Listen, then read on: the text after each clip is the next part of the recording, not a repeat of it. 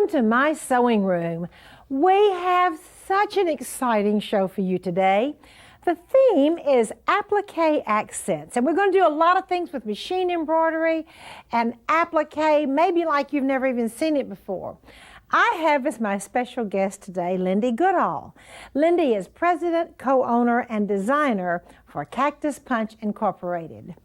Let's see some of the unusual things that can be done with machine embroidery and applique. This adorable doll has a precious machine embroidered face. She's a little soft dolly, one of the wonderful little whimsical figures. And let's come down, let me show you her petticoat. We've had so much fun doing wing needle entre deux and double needle pin tucks on her little petticoat. When I first met Lindee Goodall, the first thing that she showed me that she had made, I'll just hold this up here for you, was this wonderful little machine embroidered doll. And it has lots of stitches, and you machine embroider it flat, or it isn't really a doll, it's an angel. And Lindee told me something a few minutes ago I found interesting. The cut work out of this machine embroidery done on nylon, you use a soldering iron to cut away the nylon. Now, you don't use that for cotton. We're going to tell you in a few minutes what to use for cotton. But isn't that a sweet little Christmas ornament, machine embroidered? This is one of the fun things you can do if you're so fortunate as to own an embroidery machine. These little bears are absolutely adorable. They're riding on antique toys. There's a mother bear cuddling her little bear. There's a little bear with his hands in his pockets, a little bear with a toy sailboat, and little bears with little paws in between. And by the way, this is all just stitched on a purchased blanket, which means making that heirloom was really very easy. This is a very beautiful little case, little pillowcase, which has magnificent machine embroidery on the front and a beautiful upholstery braid which has been stitched around the outside edge. This is a magnificent silk dupioni vest with beautiful variegated threads embroidered on the flowers at the bottom of the vest. Let me turn this around for you. There are some more wonderful flowers that are just simply very elegantly scattered around the vest. This is another really beautiful outfit with the cut work. Now, this is what I think you'll find interesting. This lady's blouse, the cut work has been opened up, and actually the machine embroidery, as you can see, really is the button. Isn't that an elegant outfit? And then last but certainly not least in importance is this absolutely precious little diaper, little baby day shirt, diaper shirt. And since we have a new grandbaby, I can tell you that in the summertime, these little day shirts are so cool and real comfortable for the baby too. Now then, won't you come along with me to the technique boards for something new and very exciting.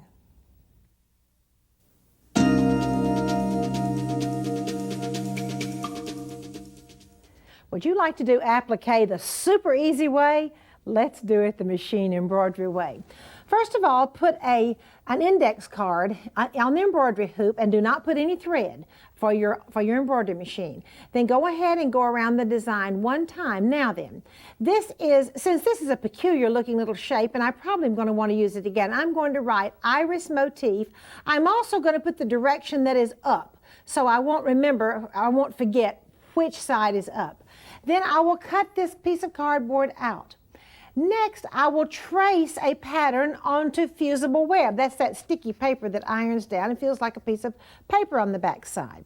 Now that I ironed it down to my fabric I'm going to use to do the iris, and then I cut it out. See, here's my iris motif, and here's the fabric on the back. Now, I like to make a big X in the middle before I start peeling this off. It just seems to make it a little bit easier if you make an X, because it's kind of sticky, as you can see. All right, I'm going to peel it all off, and then I'm going to, with my stabilizer underneath my fabric, I'm going to go back to my embroidery machine and stitch the design around the outline one more time by machine. The next step, I take the iris, which I've already got ready and cut away and peeled off, and press it right down exactly on that motif that I stitched around from my machine. Now it's time to have some fun. The second go-round, if you will, of stitching on the machine in the hoop is simply zigzagging around it. And then I start the fun part. the beautiful heavy stitching, and then the machine does all of this, the inside stitching. And then when I start with the green leaves, I will go back to step 1 and do exactly the same thing. Here is the beautiful iris that Lindee Goodall has made for you on the show today. And the whole thing is applique, but it is machine appliqued the easy way. And now I'm so happy to introduce to you as my guest, my very good friend, Lindee Goodall, and she's going to tell you exactly how to do this. Lindee, welcome to the show. Thank you, Martha. Today I've brought some sample applique pieces, and what I'd like to point out is that applique really gives you a way to add dimension, color, and texture to your embroidery designs that you can't always get with thread. These two vests are identical. The only difference is the fabric that I've used in the vest, the thread that I've used, and the fabric. But look what a difference the fabric makes. This is gold satin. Here I've used calicos and kind of gingerbread colors. I really love those Christmas ones, Lindee. Here we have some nutcrackers, and these nutcrackers just would not be the same if we had not used these beautiful fabrics in here. We just can't get this with our embroidery thread. The other threads work together to bring out the colors in those designs. Another place we might use applique is on towels. This little snowman is polar fleece, and if you've ever tried to sew white thread on a red towel, you'll notice that you probably end up with a pink snowman instead of a white snowman. But you don't have to with applique. That's right. That is so cute. And the other thing that applique And he's gives fuzzy us, too. Yes, he's soft and he's fuzzy. It's a lot less stitches. Oh, and a lot less thread. And a lot less thread and a lot less time. A lot less time, the most important So we thing. start getting these super huge hoops. We don't have to spend all that time to get the same kind of coverage for our design. This is something brand new too. I just love it. So here's how I've taken my cardstock, my index card, and I've taped it to my hoop, and I've just sewn around there with no thread. And I've marked it.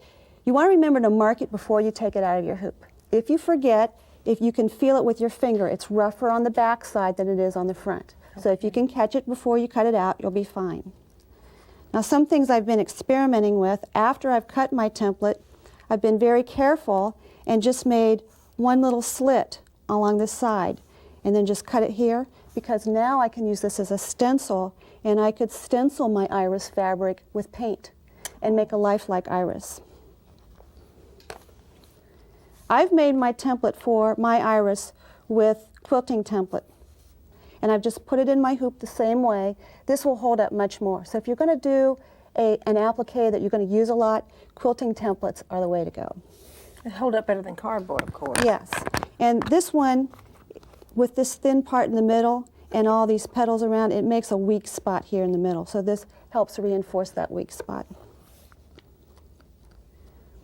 I'm going to go ahead and sew the outline now that I have my template, and I've already gone ahead and cut out my fabric. And I've got my design all selected.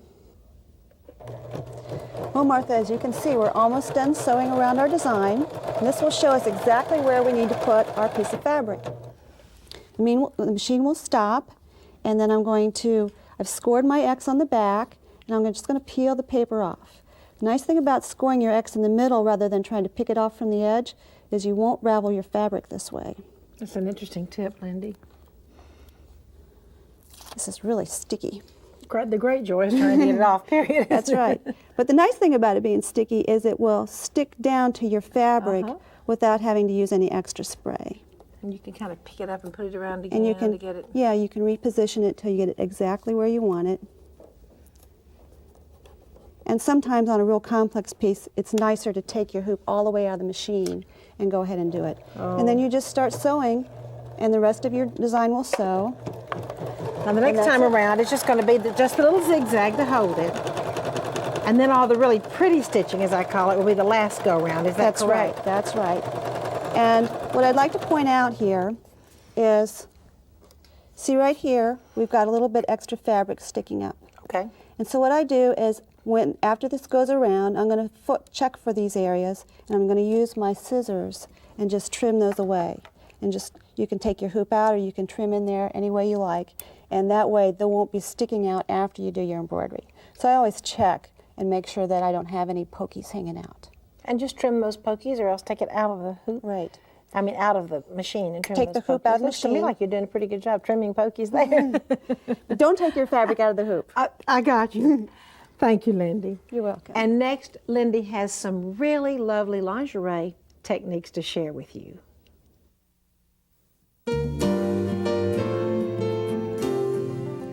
I just love the nightshirt. We call it the baseball nightshirt that Lindee has made for the show. Lindee, this is so fabulous, and I especially love the fact that it matches your blouse for the show. I just love this nightshirt. Go ahead and tell us a little bit about Thank it. you. I've used a large applique design that you can see stepped and repeated down the front here, and really it's just one design. I've taken the design and I've mirrored it to make it kind of swirl back and forth. The nice thing about our new machines is we can sew a much larger design, but if we're not using applique, it can take forever to sew one of these really stitch-intensive designs. I've really focused my interest here on the sleeve. The background is wing needlework, and I've set this in just like a color change. Instead of changing my thread, I changed my needle. So I did my wing needlework, and then I started my cut work section. Now with my cut work, I stopped my embroidery after a certain point, and I used a fabric removal product to eat away the cotton fabric. That way it makes it a lot easier than using scissors. Oh my, you don't cut the thread either. That's right. It does mean you have to use polyester thread, because otherwise this product will eat rayon, which is also a plant fiber, and most of our embroidery threads are made out of rayon. After I did that, I went ahead and did the applique just like we showed you earlier. I also trimmed the front with piping. Piping is sort of one of my signature things. I put piping on almost everything. I love piping. Now what do you have there, those two iris? These two iris, Martha, believe it or not, are exactly the same size. No. One looks a lot larger than the other one. Exactly. This one I've used white thread, and the white thread extends the iris out into the fabric. On this one, I've used a thread that's closer to my fabric, so it pulls the fabric in towards the iris and makes this iris appear smaller. So you want to keep these things in mind as you choose your thread colors. You don't have to pick one that matches your base fabric. You could pick another color, but just to keep in mind what it's going to do. Now on my nightshirt and on my blouse, I used a very sheer fabric that didn't work quite well with the technique I showed earlier, so I had to use a different technique for my applique. And in this case, I took a square of fabric and I sewed it down. So instead of using my outline stitch to show me where to place my fabric, I used my outline stitch to tack it down. Then what I'm going to do... Did you kind of do a little glue or a little fabric glue or something first, or did it just hang in there? I sprayed it with embroidery spray adhesive and just smoothed Okay, it down. That keeps it from crumpling up while we sew. And then what I'm going to do is, while it's still in the hoop, I'm going to trim away my excess fabric. And that's a different way of doing embroidery. Well, show us how you do that cut work again. That was the one that I absolutely am fascinated with. Lindee, that looks like a design that came out of the 1850s. It's just beautiful. Thank you. I saw the outside part on an antique linen. The inside part's totally original. When the running stitches sew around this area, it gives you an outline to show you where to squirt your fabric removal. And you just take this lid off and you just kind of draw inside these lines, and you just use a very fine line of it. Then you take it out, and you don't take your fabric out of the hoop, but you take it over and you dry it with a hair dryer so that it's totally dry before you start sewing on it. Otherwise the needle's going to pick it up and transfer it to other areas, and it could eat the rest of your fabric away. When you're done sewing, you take an iron, you press it on the back, it'll turn brown, but your fabric just falls out. That is absolutely fascinating. And then you did the little circle at the top, and of course there's cut work all the way. You know what the middle reminds me of? Filet. It is so beautiful the way you did your needlework in there, and you've just used all kinds of stitches just right on top of each other. I think it's beautiful, Lindee. This is an easy way to capture heirloom techniques with no hands. Oh, I love it. Look, Ma, no hands. I love that. And now I have a little segment for you on the business of sewing.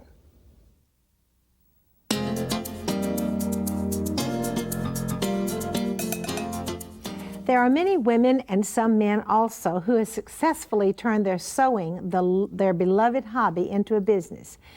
Throughout this series, we're going to have some little excerpts of my sharing with you things I believe you must do or need to consider doing, I guess would be a better way of putting it, if you're thinking about starting a business with sewing or any other hobby.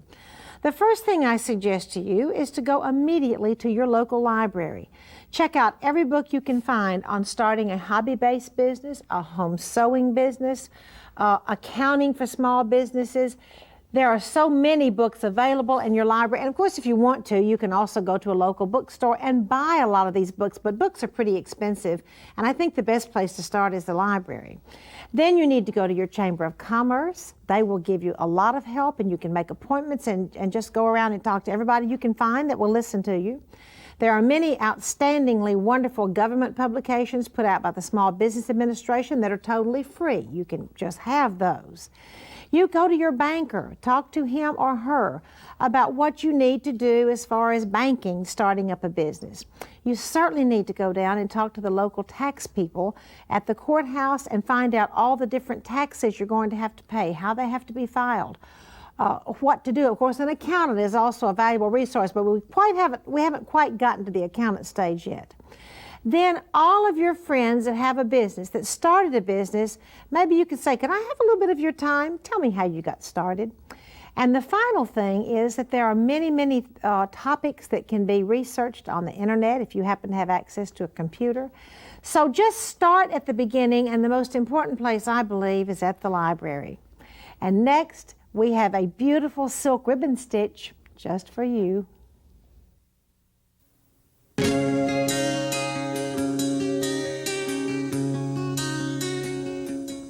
I am so happy to have as my guest today Beverly Sheldrick from New Zealand.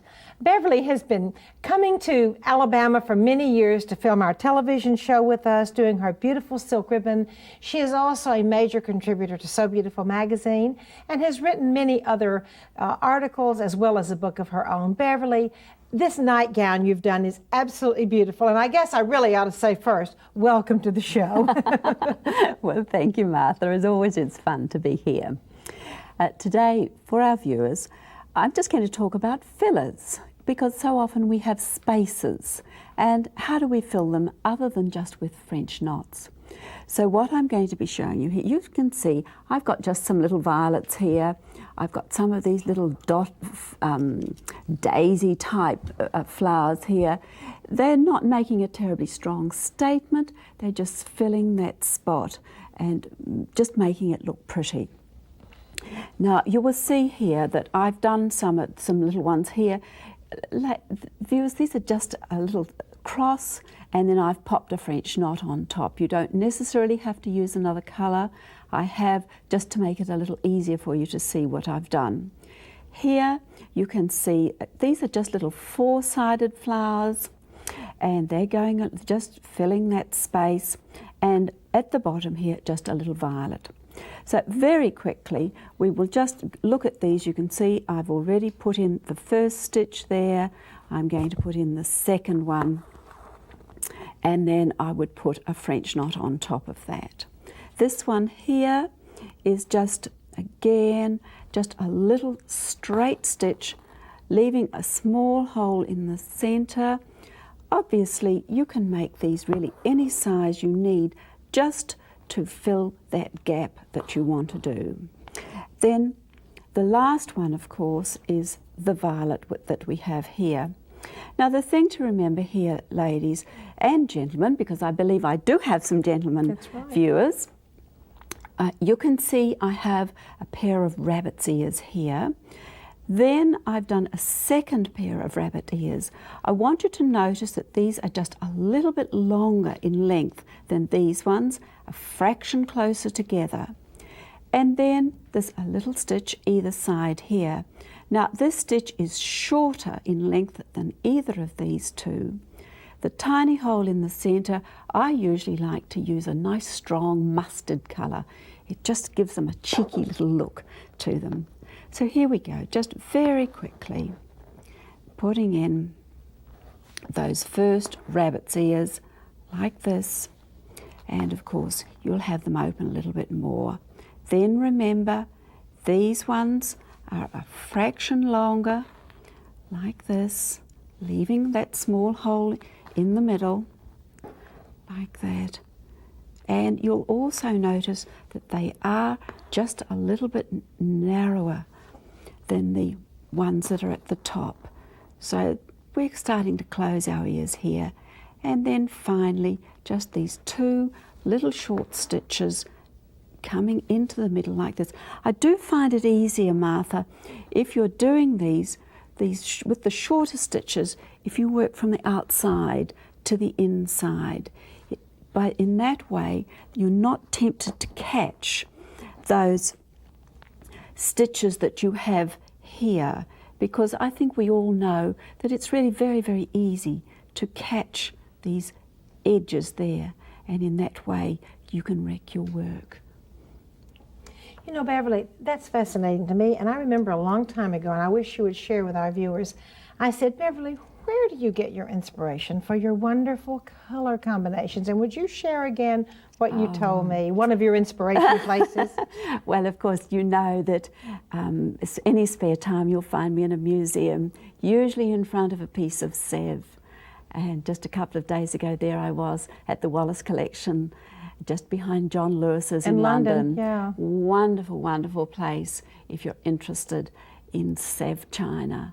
And you know, since you told me that many years ago, every time I look at China, I think, oh, look at those wonderful combinations of colors. And for those of us who are sort of untrained in colors and what goes together, why not use the great artists from the past?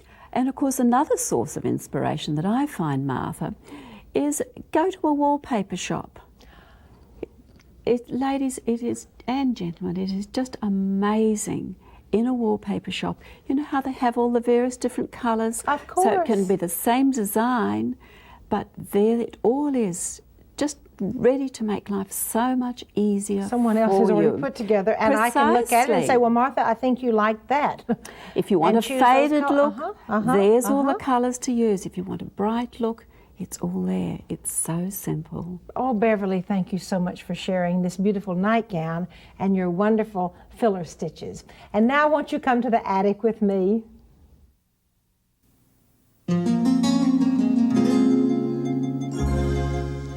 This is one of the prettiest little girl's dresses, and it's really kind of a big girl dress, and those are very unusual and very hard to find.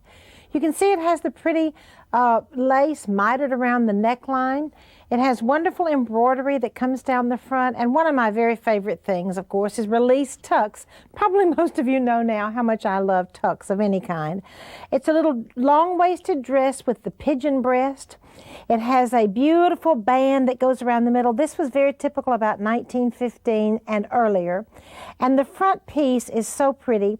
The front piece on the skirt is very similar to the top. It just carries all the way down to the skirt, and then the bottom has 2 beautiful pieces of lace. An insertion and then an edging stitched together.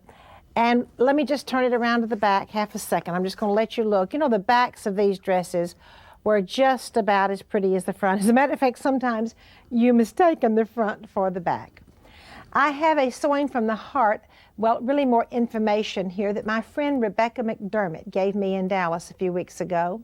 She told me that the Dallas-Fort Worth American Sewing Guild, which you probably know is one of my favorite organizations, made just last year alone 724 Christmas stockings, 500 for the Children's Hospital, and 224 for the Shelter for Battered Women.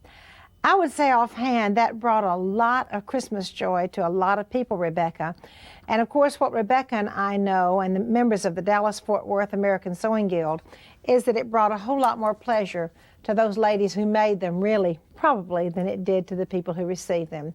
What a joyful way to celebrate Christmas. Thank you for coming to my sewing room today. I've had so much fun, and I'd like to invite you to come back next time.